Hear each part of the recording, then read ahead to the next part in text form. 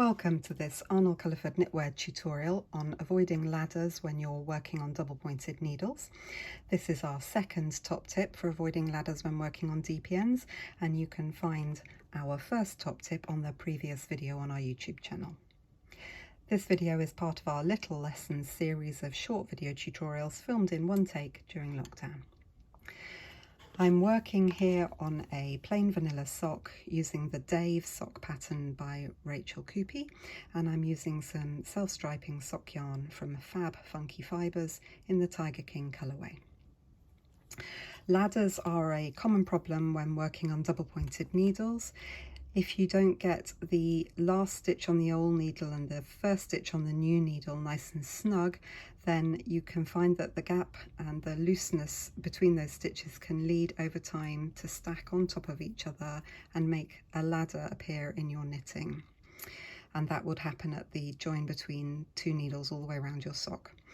Obviously my sock doesn't suffer from this problem, and I'm going to show you my tip for how to avoid it.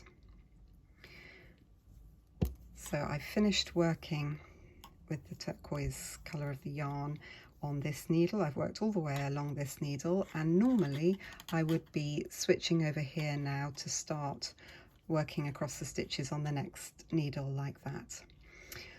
But the problem with ladders in your knitting happens because that change from one needle to the next always appears at the same point, and it's the stacking of those change points on top of each other that causes the big issue.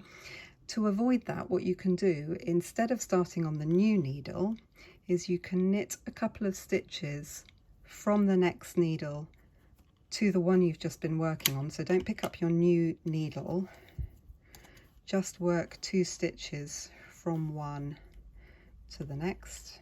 Doesn't matter how many you do, you could just knit 1 each time, or you can knit 2 or 3. You don't need to do it every round, just do it sometimes.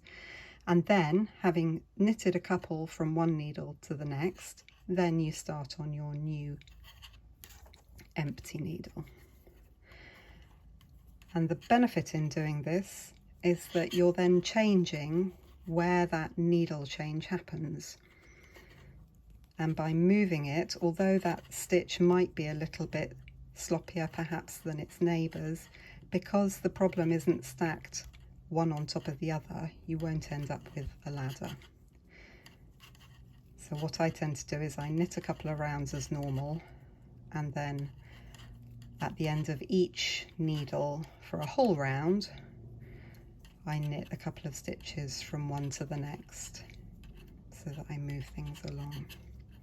And in doing so, you shouldn't have any more ladders on your sock knitting. Unless you want them, of course. Might be a design feature. Here we go, I've come to the end of a needle again, and I'm going to just knit a couple of stitches straight from the left to the right before picking up the empty needle and going on again. I hope you found that tip on avoiding ladders when you work with double pointed needles helpful, and that you'll feel really confident at working on DPNs when you're making socks or other small circumferences in the round. If you found that useful, you might like to head over to our website by following the link up here in the top right hand corner, and you'll find there lots of books and yarns and other helpful things for your knitting. Every purchase made from our shop helps support us in creating more video tutorial content for you. There's also a subscribe button on the bottom right that allows you to subscribe to our YouTube channel so that you know every time we release a new video tutorial.